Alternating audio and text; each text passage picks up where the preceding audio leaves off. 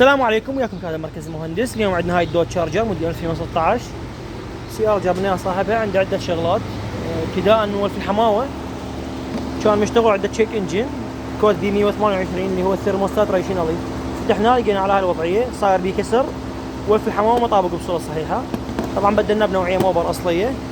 كذلك فتحنا له لك العقل، برمجنا له مراوح لأن الجو بدأ يحمى، اجى الصيف مثل ما تعرفون. قبل طبعا كانت الحمامة توصل 104 106، حاليا 98 وبنزول مثل تلاحظوها. كذلك فعلنا له مود اس ار تي للشاشتين طبعا.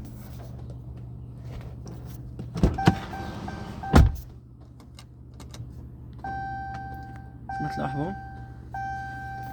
كذلك فتحنا له فصلة ار بي ام مع فتح سرعة كذلك، بالإضافة إلى تحديث المحرك والجير، كان السيارة طالبة تحديثات حدثناها. كذلك فعلنا له درايف مود، تلاحظون أوضاع القيادة. كذلك صفحات أداء.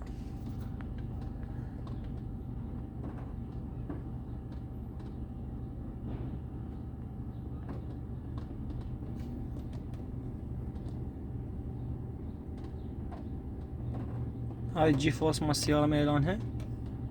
كذلك الانجن تورك. تحياتي.